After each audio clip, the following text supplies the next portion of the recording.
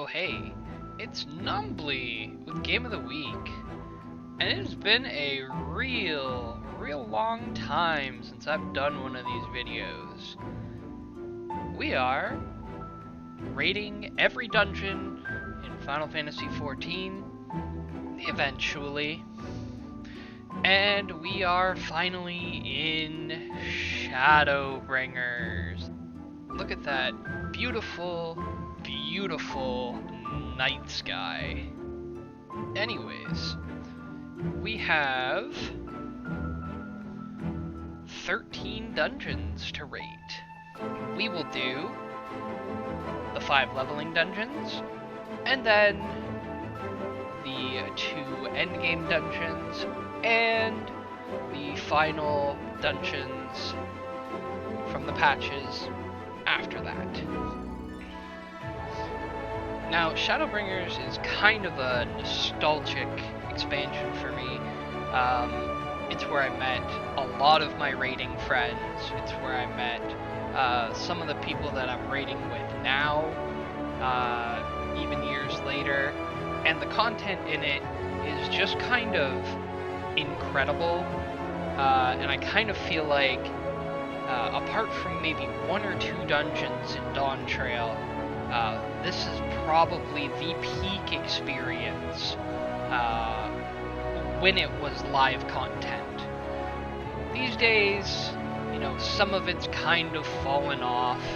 You've played this expansion so many times, so many dungeons that, you know, it's a little weaker now, but when this expansion came out, this was peak Final Fantasy. I'm not going to show how the score works. If you've been watching my videos, it's kind of obvious at this point. So let's get into it. These are the first 5 leveling dungeons in Shadowbringers. Alright, first dungeon of Shadowbringers, Holminster Switch. Now, it's my opinion that this dungeon is probably the best first dungeon of an expansion that they've ever made.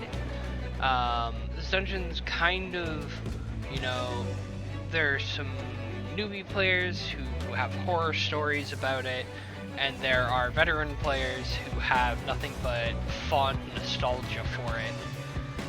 Now, these first 2 trash pulls at the start of the dungeon are a new player's nightmare, because most tanks worth their salt will double pull these first 2 trash packs, and if your healer's not on the ball and your tank's not using cooldowns, these trash packs will absolutely take you out, like 100%. Especially the second pack with all of its extra trash. This is the first boss. This is just basically Karibo from Amdapor. It's the exact same model. It's got a couple new mechanics. You know, it's got point blanks. It's got this like circular area denial. It's got a dash here. And then after they dash, they shoot a cone with blue lines, which is more area denial. They're trying to stop you from getting off time, but there's space there. So, you know, it's good. They do this again to try and fake you out, put you in get you used to being in a dangerous area before moving out of it. And then finally there's this lane mechanic where they dash across and you have to run through the blue lanes. Again, showing you that there will now be mechanics where you are supposed to wait in the dangerous area for a moment before the mechanic goes off. Alright, the next part here is this big open farmland, and once again,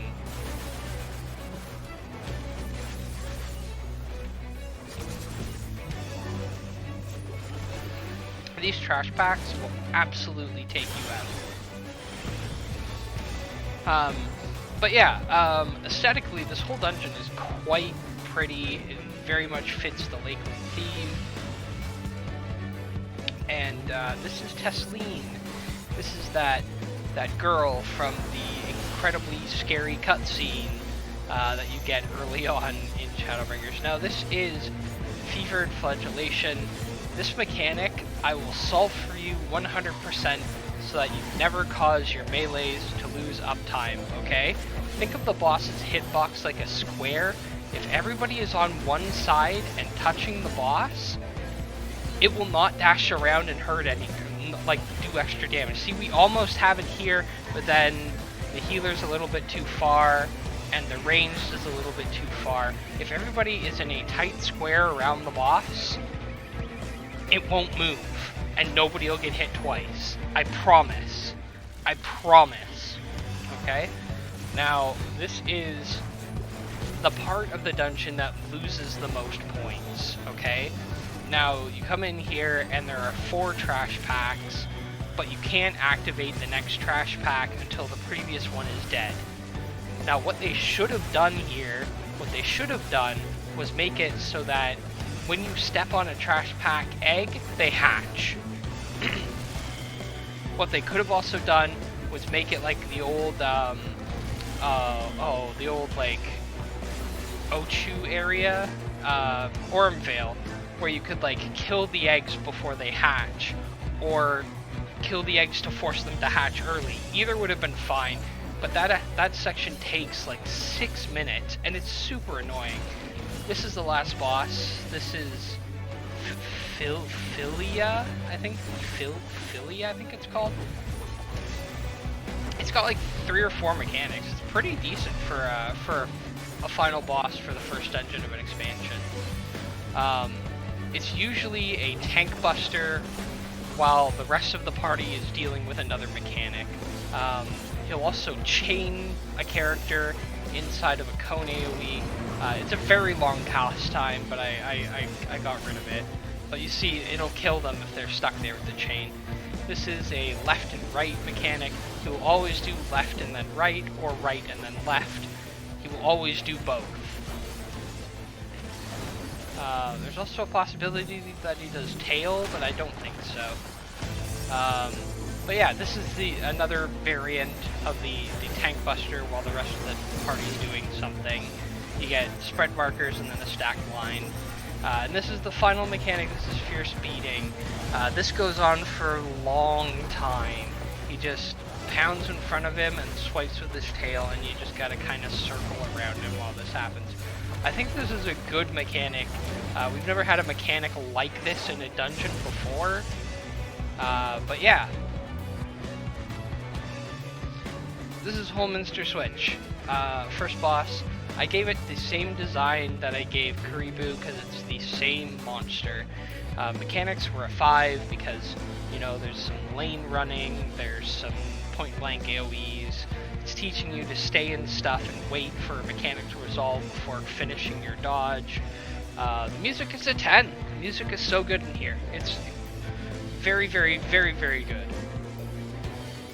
Second boss, second boss is Tesleen. So yeah, obvious 10 for design. It's soul crushing to see that NPC here, but at least you get to put her to rest. Mechanics on her are a 5. There's the puddle mechanic as well, where you're supposed to like bait a stack marker. Technically you're supposed to put it in the middle, but you can really put it anywhere as long as people are doing the square around the boss, which people never do. But you can resolve it that way. I promise you. I promise. Please do it that way. Please stop losing uptime for the tank and the DPS. Please, please. Make a square around the boss. The final boss, Philia, is a big snake sin eater thing. 7 looks cool. Mechanics are an 8 because there's new mechanics in here. Like him spinning while doing mechanics. That's new. It's good. Layout and aesthetics is a 10. There's good storytelling in this dungeon. There's NPCs running along yelling for help. You can see stuff happening in the backgrounds in the farmland area. It's a very well put together dungeon. Overall fun is an 8. I never hate getting this dungeon. The only problem, I think, is the trash.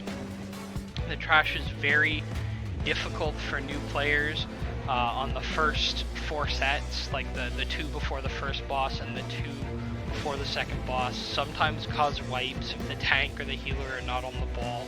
And then, equally as frustrating, when you get to the end, or when you get to the 4 trash packs before the final boss, it just takes forever.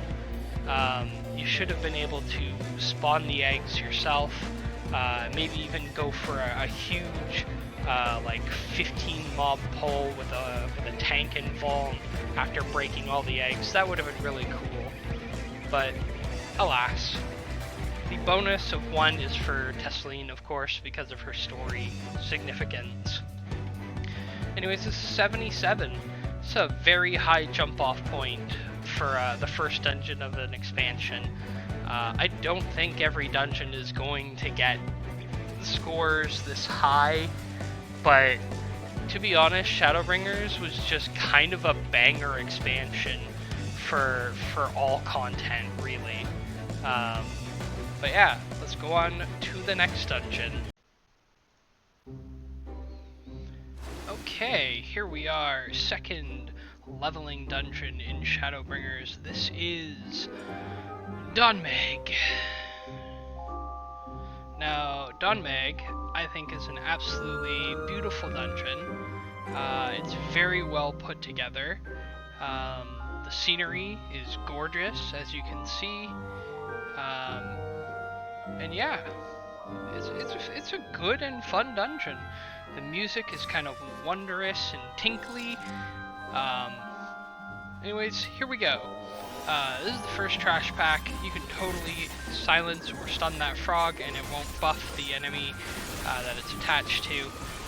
This is kind of like the first dungeon, where the first 2 trash pulls, if you don't have a tank or a healer who are on base, it will kill you. This is really beautiful scenery, kind of run through here, it reacts, it's welcoming you to the dungeon, beautiful. This second trash pack, just like the first dungeon, if you're not ready for it, it will knock your tank down. We come to the first boss now, which is XIV, Lord of the Lingering Gaze, which is kind of a sus name. But this is basically all he does. He shows you that there's going to be water, then it shows you that the water is going to come up on the next hit, and then when he hits again, it goes off. Now, the way to resolve this very easily is to just stand in the middle of a puddle that just went off. If you do that, you'll never get hit. Now, you have to stand in the middle of the puddle, otherwise you'll get clipped and bounced around like I am. Normally, I'm quite good at this, but I was recording, and, I got it at the end, okay? Good enough. Good enough. Anyways, boss is kind of cute, but, we're not here to kill bosses, so he goes away. Anyways, we move on to the next part of the dungeon, which is in kind of a flowery forested area. This is another trash pack that is quite good. It's got a whole bunch of bees in it. They're all doing line AoEs. You gotta kind of pay attention, but you're also pumping that AoE damage. And then you build a bridge out of leaves. Very aesthetically pleasing. Now you come to another trash pack with trees and mushrooms and a overgrown bear. Very cool. Good trash so far. Now we come to this, it's the same body as the stone visual dragon that does swinge, but it's been turned into a tree, and it uses timber, and while he's channeling timber, he's trying to grow himself larger. You stand in the way of it, and you also grow larger, so you don't really notice that you're growing larger because he's growing larger as well. And yeah, he pins you to the floor and eventually will target you with a ground conal. But you break yourself out and you just keep fighting. Pretty easy fight, to be honest. Just make sure that you're picking up those those tethers, because the damage bonus on the boss is pretty substantial.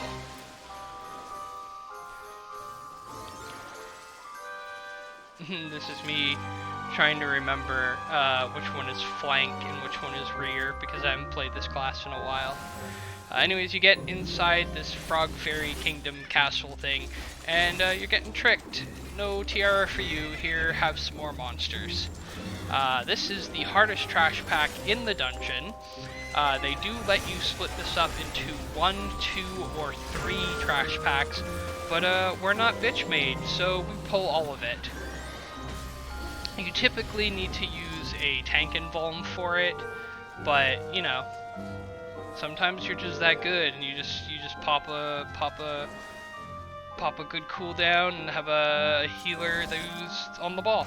This is the final boss. This is Qitana, the Lord of the Lengthsome Gate, because he has quite long legs. I think this boss is adorable. I think he's very well made.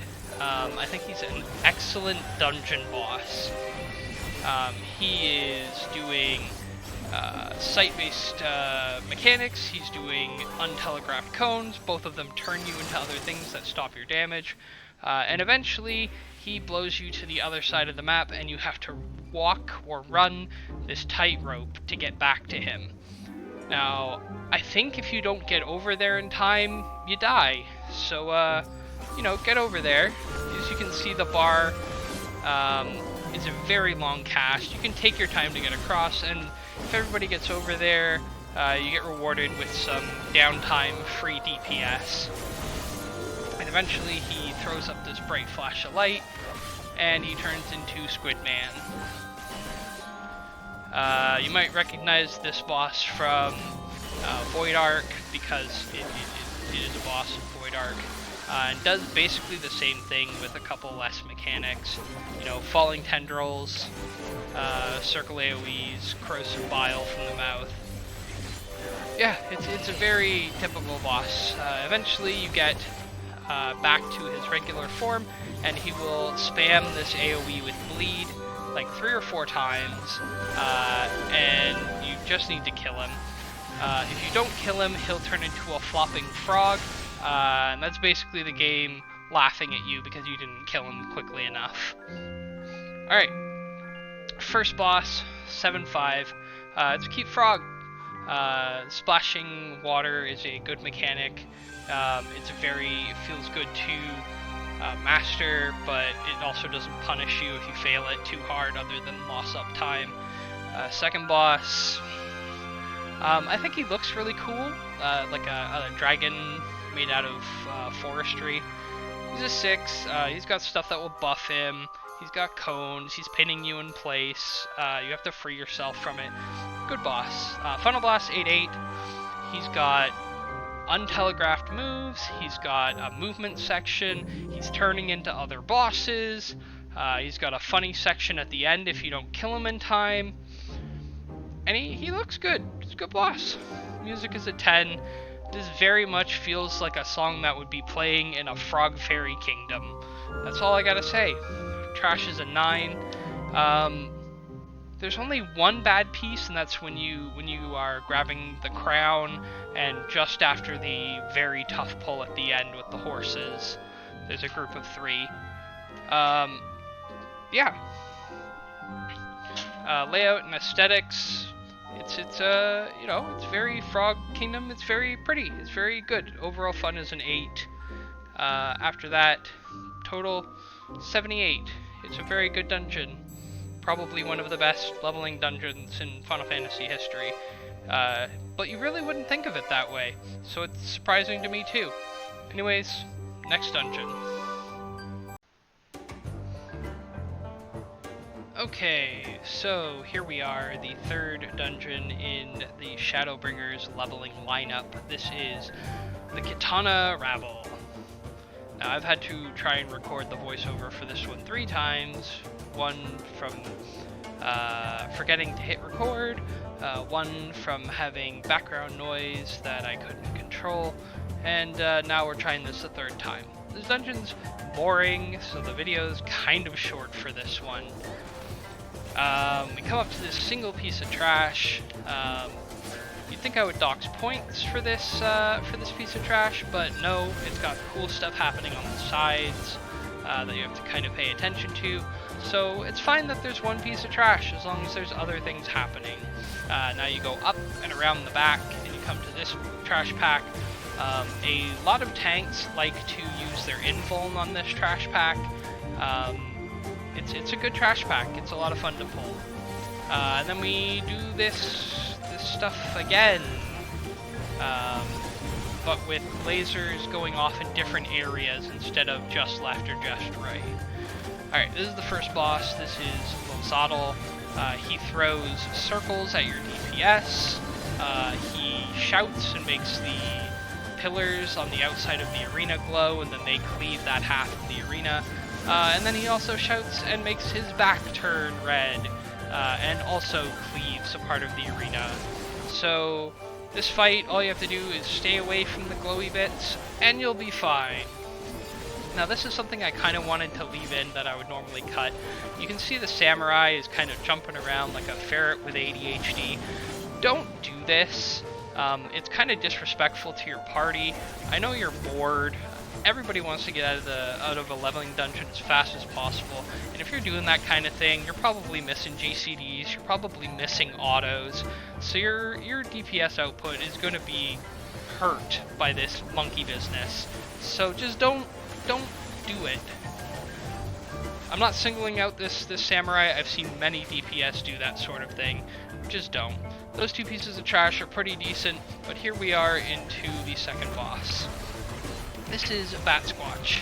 Bat Squatch does two things, and both of them are boring. First one is a whole bunch of raid wides that a healer can get through by pushing maybe 1 to 2 buttons. The second one is these pillars where the shadows show where they're going to drop, and that is Bat Squatch. Very quick boss. This is the nicest part of the dungeon. It's where you're heading outside, you're running along this waterfall area. It's very pretty, and as you can see, now we're fighting Sin Eater mobs. This trash pull is decent. And remember this archway right here. See this archway that they just broke through? If you pull the mobs from this pull right here back to that archway, the monkeys on the outside of the arena that are throwing things at you will jump down because they are triggered by the arena being empty of monsters. So you can actually force it to not split that pull into two and just do it as one big pull if you pull them back to that archway. This is the final boss. This is Eros. Eros has a line and then will dash at that person and do more damage if you don't spread the if you don't stretch the tether.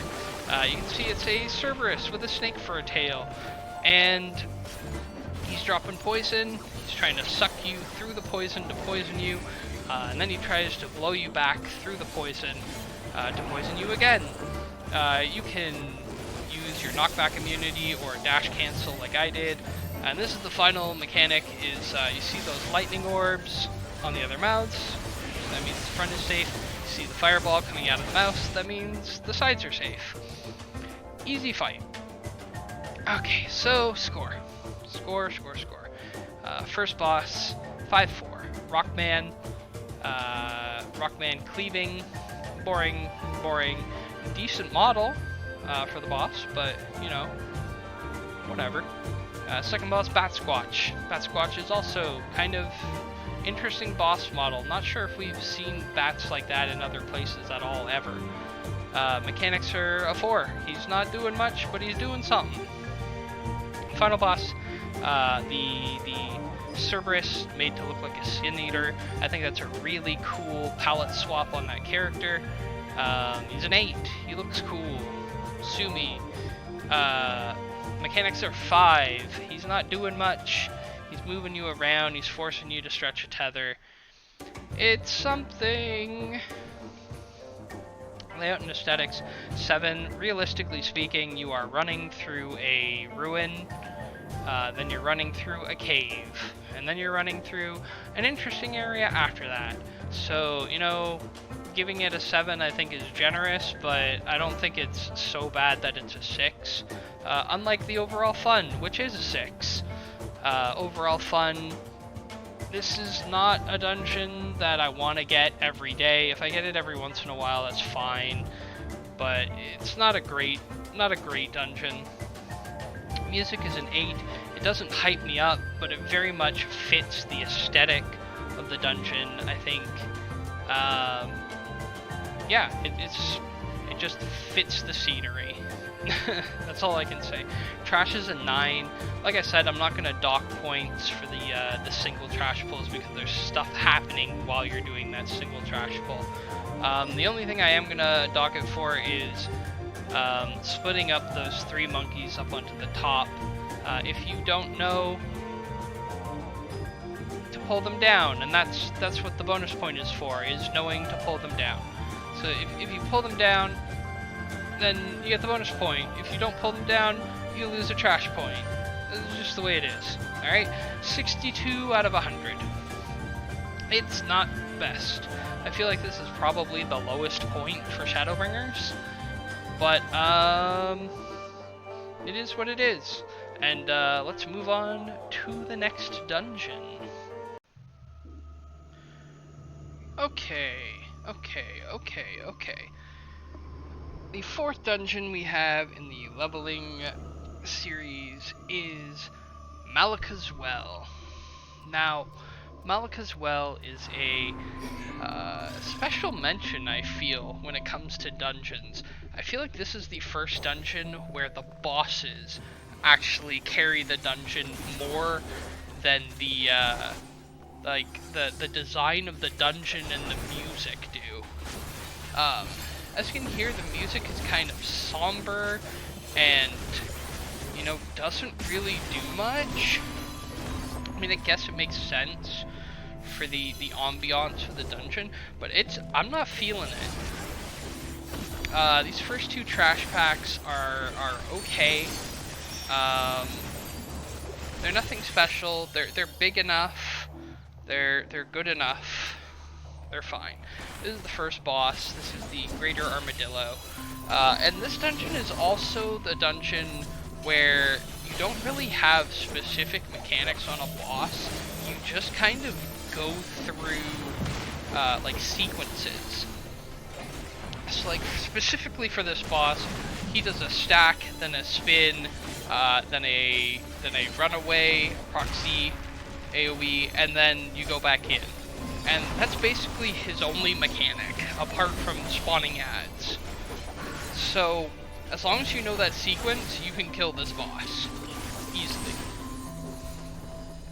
And that's it. That's the first boss.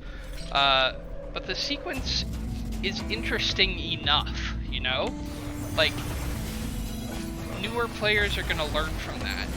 This is a bit of a trash sin right here. It's only 3 monsters, and they explode. So it's not only just 3 monsters, but 3 monsters that you need to stop attacking at some point. It's fine, it's just, you know, not ideal. This next trash pack is actually quite good though. You pull this all the way from the minecart bridge to in here, and yeah, it's a good pack. Nice and big. It's got a good monster variety. And then you head down here, and we get to the second boss. Now, this second boss, I'll tell you right away, his design is a 10. He is a golem, a Talos golem, with buckets on him. Somebody was having fun in the design department, or design department. Maybe they have an apartment for their department. I don't know. It's a fun design. Once again, it's just another sequence that you have to learn. You know, you can knock back resist this stuff, you can dash cancel it. And yeah, he's either gonna spin left, clockwise, or counterclockwise. I didn't show both, but, you know, that's basically all he does. He's got a tank buster too, but like, as long as you know the sequence, you can kill the boss. Which is strange to say, because that's obvious, but like, I feel like every other boss has just been like, react to the thing that's happening now. Anyways, we're starting to see Sin Eaters again. And this is the biggest sin of the dungeon. Trash. These 5 golem trashes are the worst. They take forever to build up, and they all have to die before you can go through to the final boss. So you're basically fighting 5 single trashes.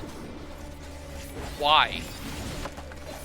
Now, when I tank, I just run past the first 2 all the way to the third set, and I just sit in AoE between 2 of them until they all get up. But like, yeah, you can just fight them one at a time.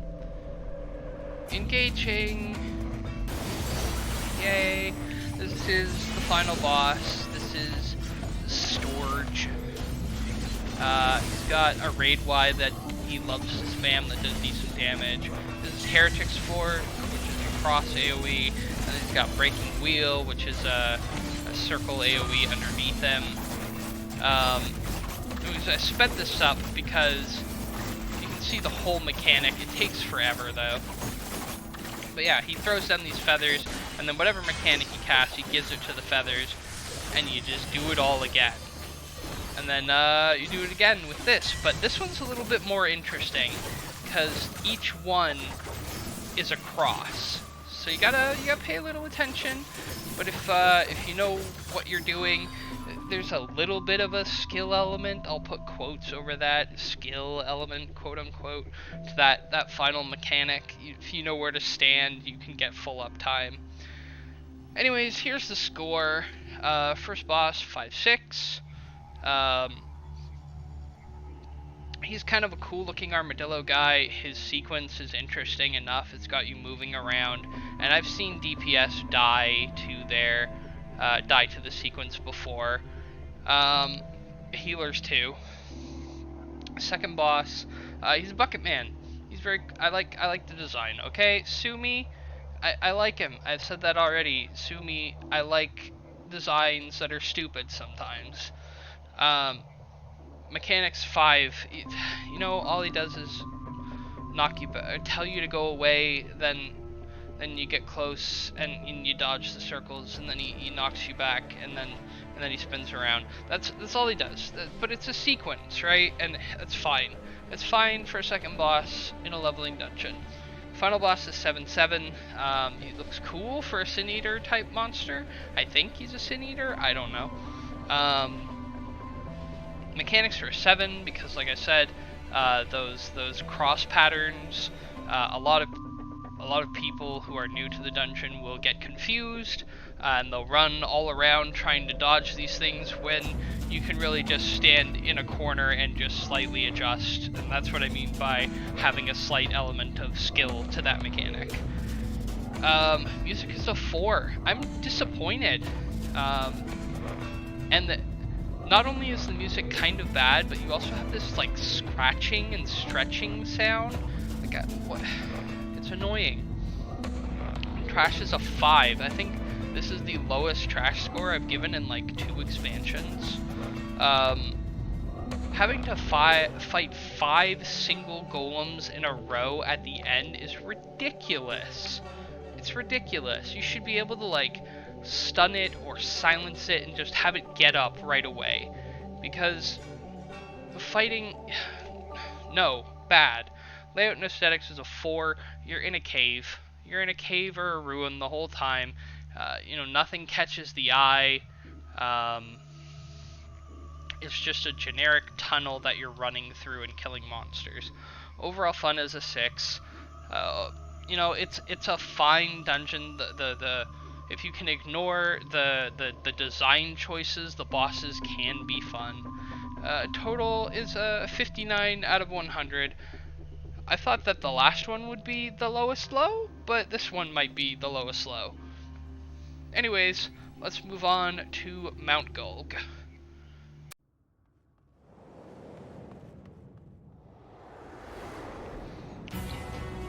Alright, here we are, Mount Gulg. Mount Gulg, probably the best, like, high-level leveling dungeon for an expansion. Place is gorgeous. Music is alright. Trash is incredible. Also, we have FFXIV mouthing off at us throughout the whole dungeon, which is a lot of fun. So yeah, these first two trash packs, incredibly good. Nice and thick and juicy, and yeah. Visual storytelling.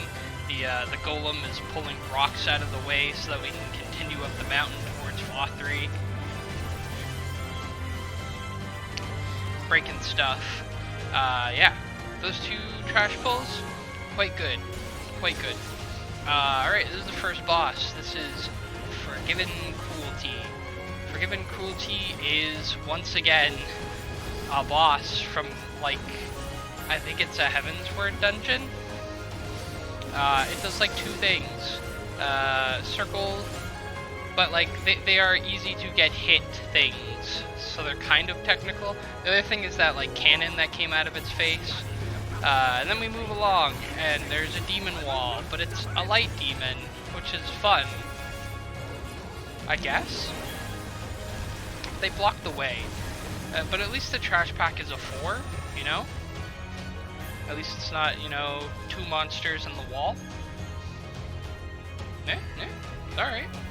Alright, this is why, one of the reasons I love this dungeon, though, is you can see the light aether corruption happening up here as it, like, takes on all these, like, angelic and, like, pure white, like, towers and floors.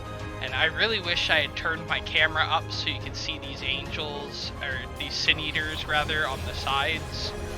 Alright, this is the second boss. This is Forgiven Whimsy, and I think this is a great boss. It's very much look at what the boss is doing and don't look at your hotbar. And I think that's awesome. There's a lot of bosses where you just get used to them and you just look at your hotbar and you never look at the boss for the whole fight. And this is not one of those fights. So the faces show what's going to explode, and they give you towers as well. Towers can also be east-west. And then these orbs, in combination with the faces. So you know which ones are going to explode, but you also have to hide.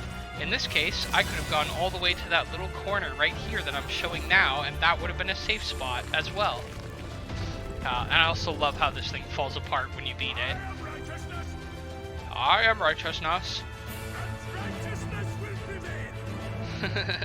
Such good lines. Alright, this is one of the best trash packs in the entire game, not just in this expansion. This is one of the best trash packs in the entire game, okay? So, if you have a tank that knows what they're doing, if you have a healer who's on the ball, you can pull from that boss all the way to this trash room right here. And they can do a tank invuln, and your DPS can go crazy. It's such a good trash pack. And then they give you this thing, which is, you know, it's interesting, you know, it's instead of another trash pack, at least. And when he dies, he makes a bridge for you. Alright, this is the final boss. This is Forgiven Obscenity. And this is just a reskin of Scathach from the Heavensward 24-mans. Yeah, all that she does is rings and stand on her cardinals. That's basically it for that stuff. She also does this jump, which is kind of annoying. I think it's whenever one has the glowing, yeah. And if you're at any of the other ones, you take damage. They jump away again. And then they do this again, which once again, just stay at her cardinals and don't be in front of her. This is the last big mechanic, if you want to call it big. It can either be these two in the center or one of the ones on the far right or far left. You just kind of like don't stand in the orbs. Where's my music? There it is. And that's it. That is Mount Gulg.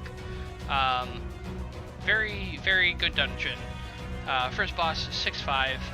They just recycled the boss from before, but it is cool. 5 because, you know, those wind orbs will get you. They're tricky. Second boss, 6-7.